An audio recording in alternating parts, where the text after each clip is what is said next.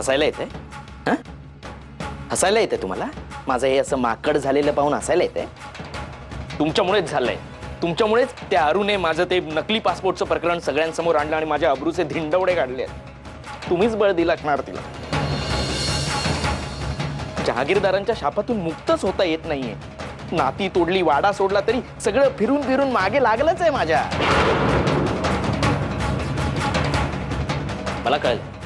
मला कळलंय तुम्ही मेल्यानंतर सुद्धा मी सुखी राहावं असं नाही वाटत आहे तुम्हाला.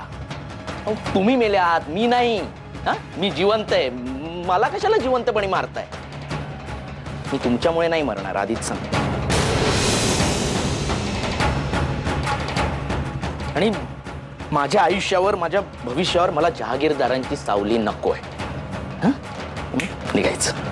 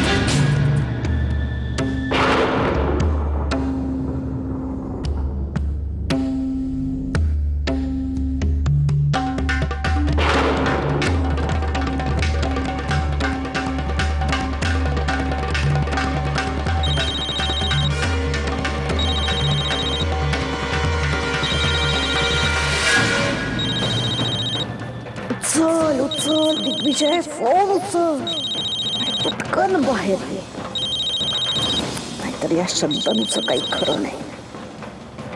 अरे आता याला ऐकायला पण येत नाही की काय? अरे उचल ना फोन.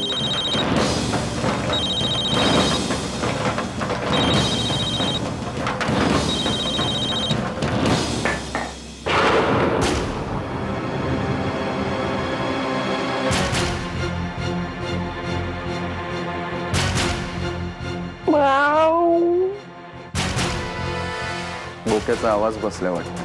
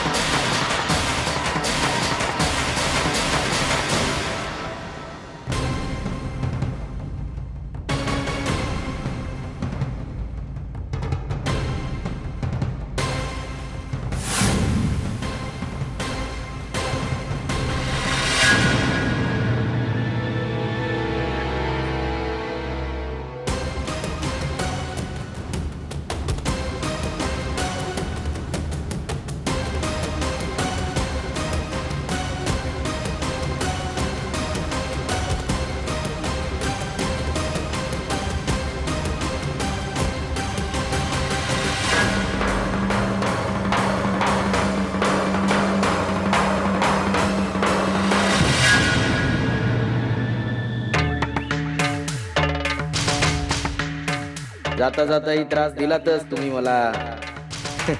असो, हा शेवटचा होता म्हणा. आता यापुढे तुमचा कसलाही त्रास होणार नाही, कारण आता अरू काहीच करू शकणार नाही. तिचं प्रेरणास्थान तुम्ही होता ना, आणि ते मी या घरातून हद्दपार केलंय. आता मला कोणीच अडवू शकणार नाही, ना तुम्ही ना तुमची लाडकी ती अरुंधती.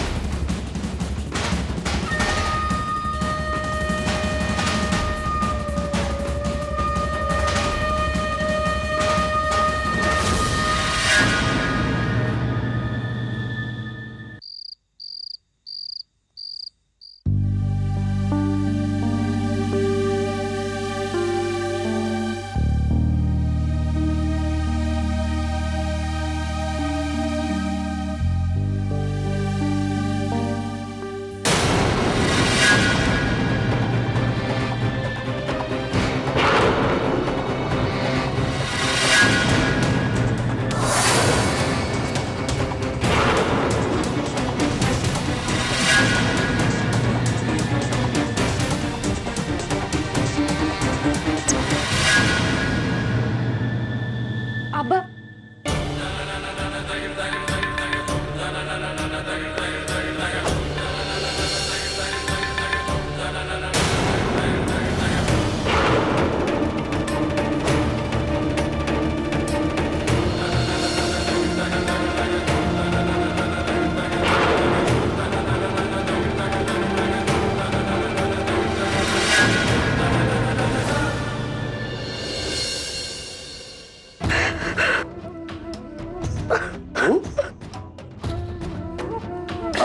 काय झालं, तू रडतेस का? ए, काय झालं रू? दिग्विजय, आबांचा फोटो कोणीतरी तोडून फोडून नेला इथून.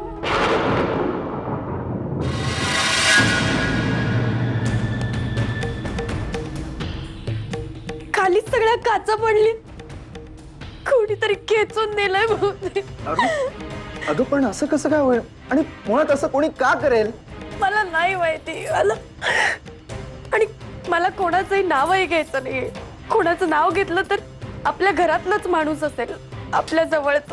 आणि मला पुन्हा वाद नकोय. मला माझ्यात खरंच ताकद नाहीये दिग्विजय. अरू तू शांत हो आधी प्लीज. उगाच निष्कर्ष लावू नकोस. हे बघ असं कोणाकडनं तरी काहीतरी चुकून झालं असेल.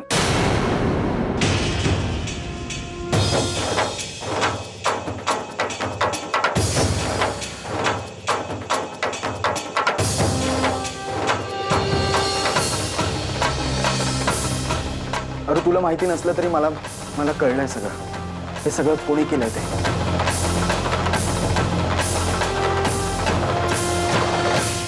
कोणतरी सरळ आमच्या रूम मध्ये येऊन तो फोटो चोरला, आणि मला माहितीये चोर कोण आहे ते.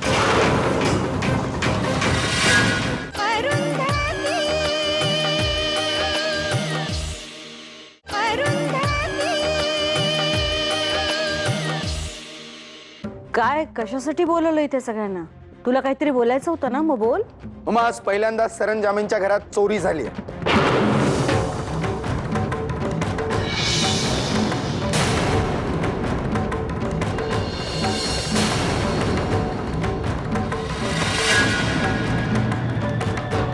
तेही सगळे घरात असताना दिवसा ढवळ्या. काय चोरी झाली? कसं शक्य आहे? चोरी झाली म्हणजे काही महत्वाचं चोरीला गेलंय का? महागडं वगैरे दागिने वगैरे काही चोरीला नाही ना गेले? त्याच्यापेक्षा एक खूप महत्वाचं लाख मोलाचं चोरीला गेलाय. काय? आबासाहेबांचा फोटो.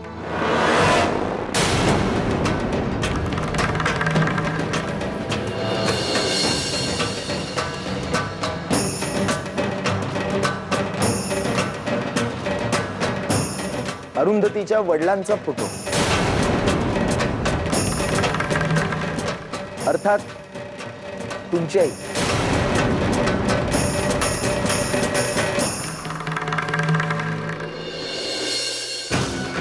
कोणतरी सरळ आमच्या रूम मध्ये येऊन तो फोटो चोरला.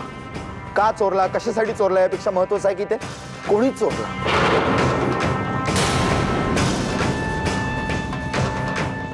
आणि मला माहिती आहे चोर कोण आहे ते.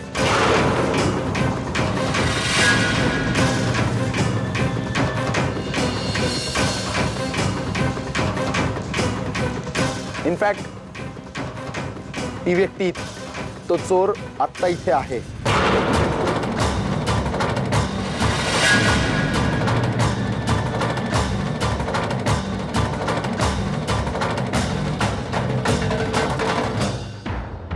तू काय बोलतोयस, तुला कळतंय का दिग्विजय? अरे इथे सगळी आपलीच माणसं आहेत आणि तू. मम्मा, मी जे काय बोलतोय ना ते सगळं खरं बोलतोय. हो ना चंतनू भाऊजी?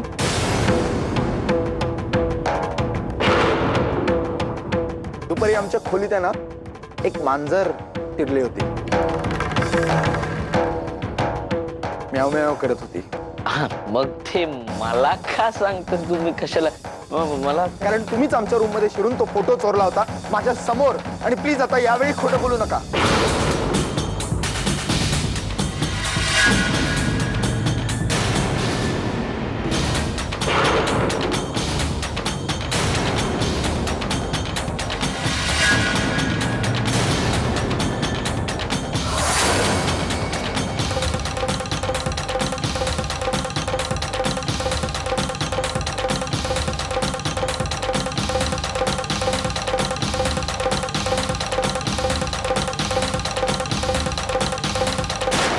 दिग्विजय तू काय बोलतोस, तुला कळतंय? रेश, शंतनू या घरचा जावई आहे आणि मुळात तो असं का करे? आबा त्याचेही वडीलच होते ना.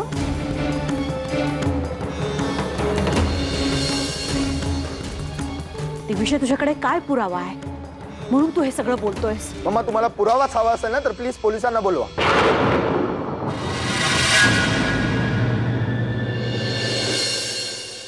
चोराने काहीतरी पुरावा सोडलाच असेल. पोलीस येतील आणि त्याला पकडून घेऊन जातील. चंतनू भाऊजी, का हो केलं तुम्ही असं? आबासाहेब तुमचेही वडील आहेत ना, मग तुम्ही असं का? हो, मीच केलं.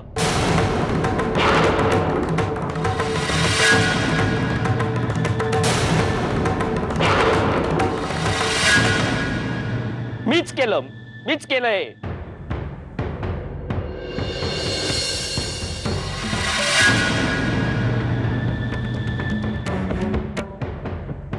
पण मी का केलं? मी का केलं? हा, कारण त्यालाही कारण आहे. हा त्यालाही.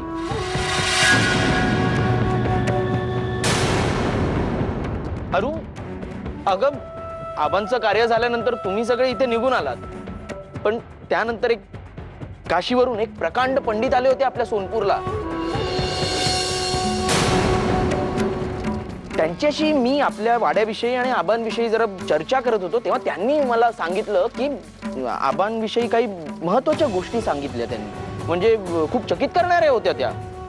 त्यांनी आम्हाला सांगितलं की आबांच्या आत्म्याला शांती मिळालेली आहे. हो, आबांच्या आत्म्याला शांती मिळाली आहे, मुक्ती मिळाली आहे. त्यामुळे तुम्ही त्यांचे फोटो किंवा काही कुठे असं बंदिस्त वगैरे करून ठेवू नका, फ्रेम वगैरे करू नका, हार वगैरे घालू नका. म्हणून मी तो फोटो तुला न सांगता काढला आणि वाहत्या पाण्यात समुद्रात सोडून आलो. बस.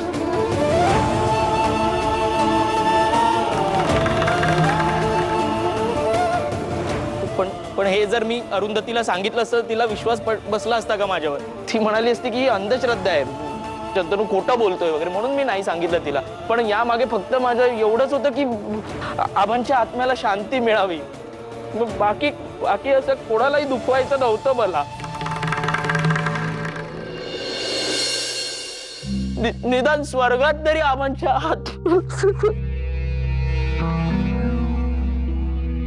आबा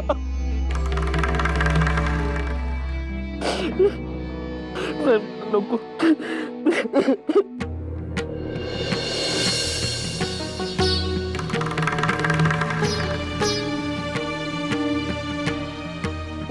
माझं तसं काही एक मला कोणाला दुखवायचं नव्हतं.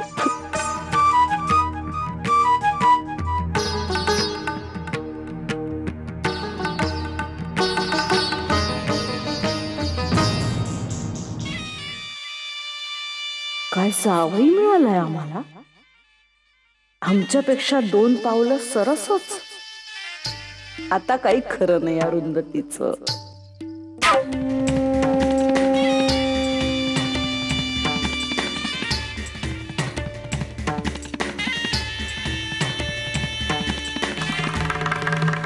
तुझं शंतनूवर इतकं प्रेम आहे, तुझं इतका जीव तुटतो त्याच्यासाठी, पण मग तो मुलगा इतका वाईट असेल का गा?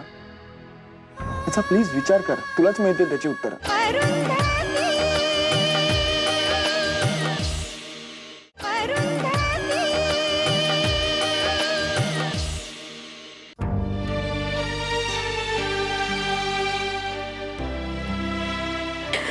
अरू प्लीज शांत हो. जे झालं ना ते खरंच खूप चुकीचं झालं, पण उगाच आता त्याचा विचार करून स्वतःला त्रास करून घेऊ नकोस. काही नाही, माझा राग काढलाय दादानी आबांच्या फोटोवर. तो असाच आहे लहानपणापासून. आज तर त्यांनी खूप वाईट केलं. दिग्विजय, त्यांनी जी कारणं दिली ती पटण्यासारखी होती का?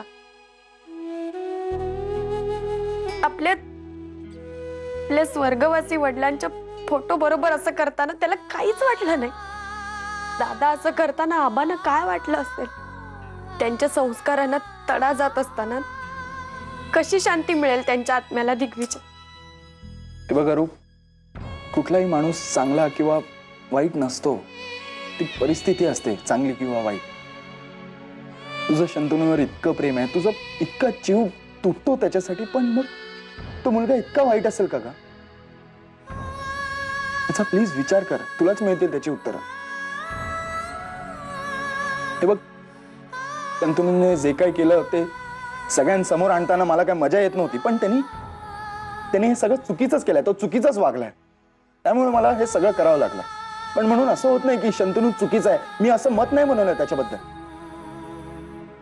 हे बघ, शंतनूला जसं वागायचं होतं तसा तो वागलाय. शेवटी आपल्यालाच सांभाळायचं ना त्याला. दिग्विजय, तुम्ही इतके चांगले का आहात?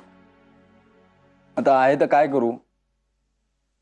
मुद्दामून चांगलं वागायला मला जमते नाही आणि आवडत तर नाहीच नाही.